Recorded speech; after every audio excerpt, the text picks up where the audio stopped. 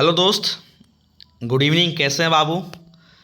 मैं knowledge sir आप सभी का स्वागत करता हूं दोस्त अपने यूट्यूब चैनल पे। और आप सभी को पता है दोस्त कि मैं यह वीडियो बहुत दिनों के बाद डाल रहा हूं, क्योंकि आप देखे होंगे दोस्त मेरे फेसबुक पे या इंस्टाग्राम पे कि मैं एक पिक्चर अपलोड किया था कि मेरा बाबू हाथ जो है फ्रैक्चर हो चुका है और उसमें प्लेट भी लगा है, मतलब कि ऑपरेशन हुआ है, जिसके चलते 2 महीना मैं बहुत डिस्टर्ब रहा दोस्त।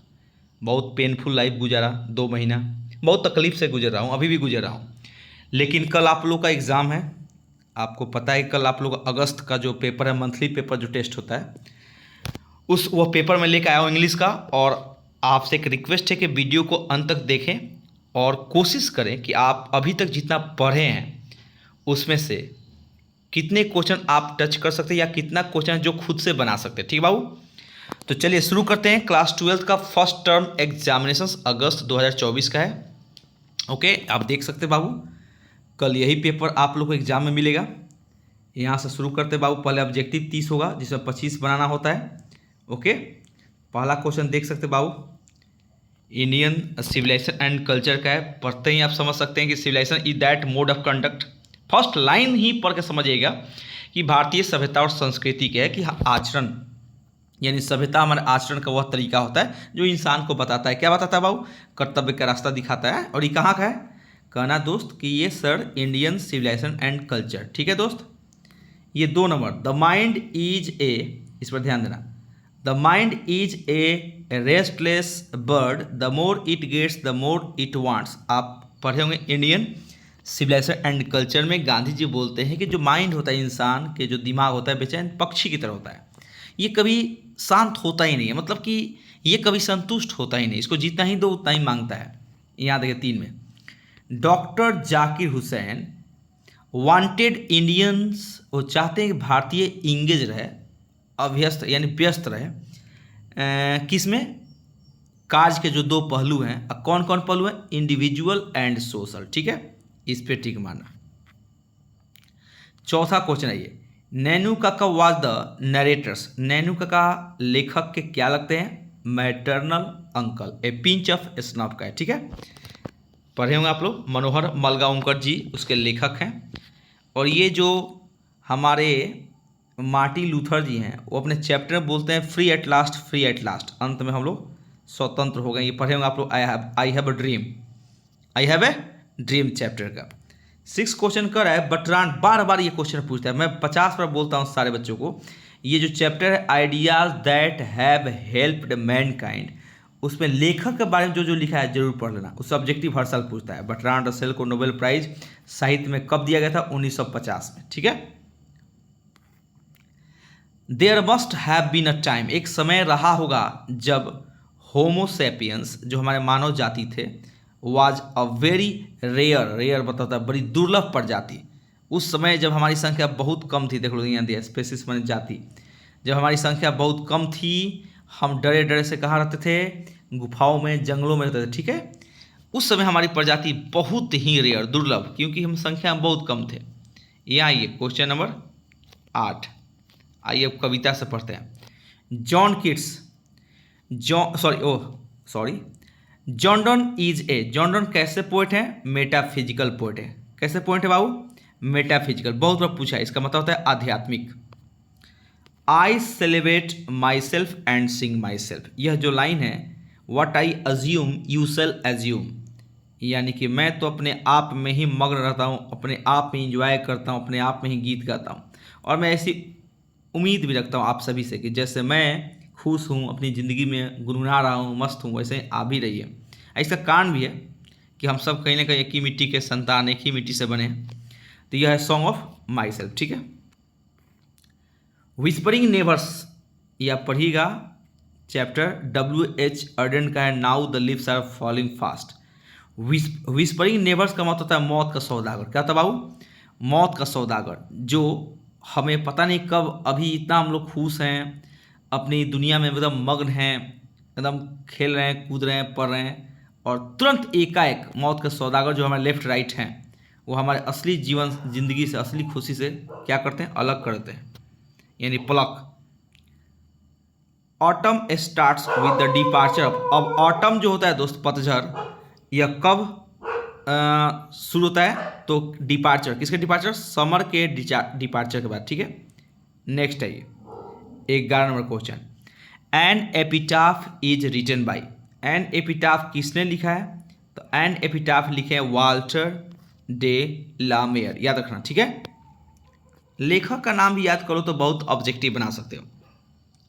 उस दिन आप लोग जब हम पढ़ाए थे ओल्ड इंग्लिश तो चिल्ला चिल्ला कर बोल रहे थे दोस्त कि the writing system in old English में जो राइटिंग, जो लिखावट की जो प्रणाली थी यूज्ड, कौन सा अल्फ़ाबेट यूज होता था, रूनिक, ठीक माना, ठीक है, भी आई है।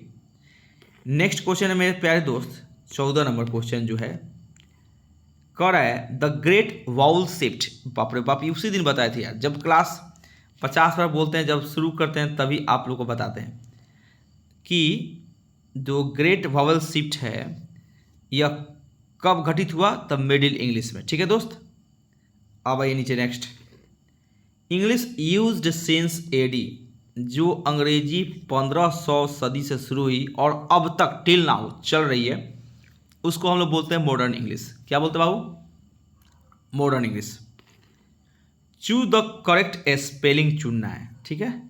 अब करेक्ट स्पेलिंग यहाँ पर हम चुनेंगे तो सबसे करेक्ट स्पेलिंग हमको देखा जाए दोस्त तो कौन सा मिलेगा, सबसे करेक्ट स्पेलिंग यही मिलेगा, कन्वेंशन, क्योंकि कन्वेंट का मतलब होता है कोई मठ, कोई चर्च, ठीक है, पंडित पुरोहित पादरियों का रहने का जो जगह होता है कन्वेंट बोलते हैं। कन्वेंशन माने कोई सम्मेलन, कोई भीड़ इकट्ठा, ठीक है। अब आइए नीचे next, choose the suitable combination. अब यहाँ पर सुटेबल कॉम्बिनेशन चुनना है किसका, ही वॉज पुअर, वह गरीब था, लेकिन इस वाक्य का यह कंट्रास्ट है, कंट्रास्ट का मतलब विरोध कर रहा है कि वह गरीब था लेकिन खुश था, तो he was poor but happy, ठीक है। 18 बाजी, चूज द करेक्ट सेंटेंस। ये तो सिंटेक्स का एक सवाल है, बहुत नॉर्मल है, आप पढ़े भी होंगे, जो लड़का सिंटेक्स पढ़ा होगा बिल्कुल इसको जानता होगा। 18 नंबर क्वेश्चन क्या कर रहा है दोस्त, 18 में कह रहा है आई विश, याद कर लो, आई विश, इफ, और एक आता है एज इफ, इनके साथ कोई भी ऐसा वाक्य आए जो कि इमेजिनरी सेंटेंस हो, सॉरी इसको हटा दो, इमेजिनरी सेंटेंस हो, काल्पनिक वाक्य जिसको हम वर्तमान में पूरा ही नहीं कर सकते, यानी कि प्रेजेंट टाइम में यह पूरा हो ही नहीं सकता है। ऐसे सिचुएशन में क्या करते हैं हम लोग, किसी भी सब्जेक्ट के साथ हेल्पिंग वर्ब वर का प्रयोग होता है, ठीक है दोस्त। तो देखिए यहाँ पे हम लोग किसका प्रयोग करने जा रहे हैं, यहाँ पे प्रयोग होगा दोस्त I wish I were young again, काश मेरी इच्छा है कि मैं फिर से जवान हो जाता, जो कि होने वाला है नहीं, ऐसी इच्छा है, ऐसी इमेजिन ही कर रहा है वाक्य जो कि पूरा ही नहीं हो सकता है। Choose the correct article. देखिए यहाँ पे बहुत सारे बच्चे गलती करते हैं, मैं आपको बता दूं यह डिग्री है, लेकिन यहाँ पे मोस्ट ब्यूटीफुल काम करता है सुपरलेटिव डिग्री का, लेकिन सुपरलेटिव डिग्री कहता है कि मैं ऐसी तुलना हूँ जो मोर देन 2 पर्सन्स में या थिंग्स में होता है, ठीक है, और 2 से अधिक व्यक्तियों में तुलना की जाती है जिसमें किसी एक को और सभी की अपेक्षा सर्वोत्तम या न्यूनतम दर्शाया जाता है, ठीक है। तो कब, जब यहाँ पे पता चले कि तुलना किसी झुंड में, किसी समूह में किया, इन रहता, ऑफ रहता और देता इन द स्कूल, चाहे ऑफ द स्कूल, चाहे विलेज या सिटी या टाउन या वर्ल्ड कुछ रहता, तब ना पता चलता कि इस शहर की सारी लड़कियों से तुलना हो रहा है उसकी, लेकिन यहाँ तो अकेले एक लड़की की बात हो रही है। तो कभी कभी दोस्त मैं बता दूँ कि मोस्ट का हिंदी वेरी भी होता है, VERY, इसलिए यहाँ पे ए मोस्ट ब्यूटीफुल गर्ल हो जाएगा, ठीक है। बहुत सारे बच्चे बताएंगे द होगा, सर को नहीं पढ़ाने आ रहा है, बाबू 22 साल से पढ़ा रहे हैं, ठीक है। अपने गुरु जी से पूछना कि ऐसा क्यों होता है। The antonym of attractive, attractive का अपोजिट बताना है। अट्रैक्टिव, जिस वर्ड के अंत में आई भी आता है वो एडजेक्टिव होता है, और एडजेक्टिव का एंटोनिम एडजेक्टिव ही हो, जैसे यहाँ पर देखो रिपल्सिव, यहाँ भी बाबू दोस्त मैं बता दूँ, यहाँ भी आई भी ई लगा है, देख लीजिए, ये रिपल्सिव। और अट्रैक्ट रहता सिर्फ अट्रैक्ट वर्ब, तो इसका अपोजिट होता रिपल्स। ठीक है, अगर अट्रैक्शन होता तो रिपल्सन होता, तो यहाँ पे अट्रैक्टिव है तो रिपल्सिव हो जाएगा। ठीक है, the synonym of perfume, perfume का मतलब सुगंध होता है, तो सेंट पर मारे। ठीक है, बी नंबर। नेक्स्ट है choose the correct narration. Narration बाबू बहुत ही मज़ेदार एक टॉपिक है, मैं आपको बताते चलूँ यहाँ पे कि ही सेड, सेड जो है रिपोर्टिंग वर्ब पास्ट में है, और जब रिपोर्टिंग वर्ब पास्ट में है तो रिपोर्टेड स्पीच भी पास्ट में ही होता है। लेकिन अगर रिपोर्टेड स्पीच मेरा यूनिवर्सल ट्रूथ हो, त्रिकाल सत्य, शाश्वत सत्य, तो उसे ज्यों का त्यों हम लोग छोड़ते हैं। यानी ही सेड, ये वाला he said that honesty is the best policy, ज्यों का त्यों रह जाएगा। ठीक है, 23 नंबर क्वेश्चन है चूज द करेक्ट ऑप्शन। ये भी आपका हो गया सिंटेक्स का सवाल। राइस एंड करी इज माई फेवरेट, क्या दिया है, डिश। ठीक है, ये आप सबको पता है राजदूत का स्पेलिंग अम्बासडर होता है, और ये सबसे करेक्ट स्पेलिंग है अम्बासडर।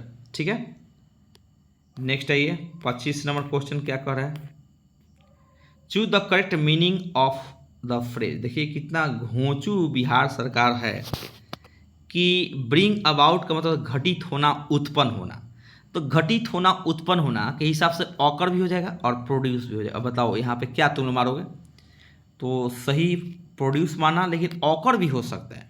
ठीक है, ब्रिंग अबाउट में पैदा होना, घटित होना, तो कोई एक ही ऑप्शन देना चाहिए सर ये बिहार बोर्ड को, ताकि बच्चे कंफ्यूज ना हो। नेक्स्ट है 26 में क्या करा है, choose the correct option, his mother died of. अब मैं आपको बता दूं दोस्त कि कोई भी मरने का अगर बीमारी कारण होता है, ऐसी बीमारी आपको पकड़ ले जो मरने का जो ड्यूरेशन होता है, समय थोड़ा दीर्घ हो, लंबा हो, तो उसमें ऑफ लगता है। जैसे कलरा होते ही आप नहीं मर जाएगा, थोड़ा टाइम लगता है।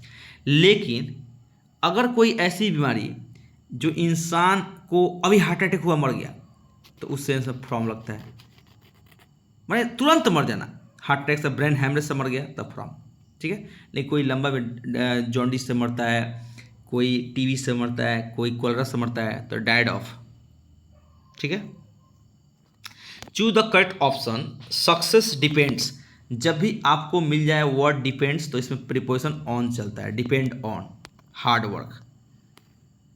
खाली बच्चे किताब में पढ़ते हैं कि सक्सेस निर्भर है हार्ड वर्क पे, लेकिन हार्ड वर्क कोई करता है नहीं, सब चाहते हैं फ्री में हमको सफलता मिल जाए, जो कि संभव है नहीं। अब ये सिंपल सा एक आर्टिकल है, आप भर सकते हैं दोस्त कि he wants to become an engineer, यहाँ पे आपके हिसाब से। नहीं तो नियमानुसार appoint, select, elect, make, become के बाद आर्टिकल नहीं लगता है, बट कुछ बनने के सेंस में हो तो आर्टिकल लग सकता है। Choose the correct options, I dash speak English eloquently, मैं धारा प्रवाह अंग्रेजी बोल सकता हूँ, I can. Choose the must correct option, फिर यहाँ पे कर तुम्हें अपनी अंग्रेजी सुधारनी चाहिए, you should improve your English, कोई आपको सलाह दे रहा है और सलाह के लिए शुड का प्रयोग करते हैं। ठीक है, अब आते हैं वो सब्जेक्टिव क्वेश्चन। देख लीजिए सब्जेक्टिव क्वेश्चन कौन कौन पूछने वाला है। ओके,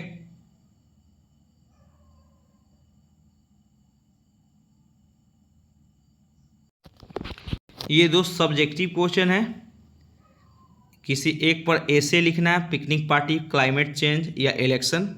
तो मैं अभी आपको दे रहा हूँ, स्क्रीनशॉट ले लेना। ठीक है दोस्त, और ये ट्रांसलेशन, पटना एक प्राचीन नगर है, फट से उठा, Patna is an ancient city.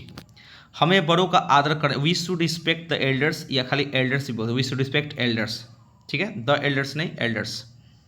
गुरु शिष्य का संबंध पवित्र होता है, the relations of Guru disciple is के बाद सेक्रेड, पवित्र होता है।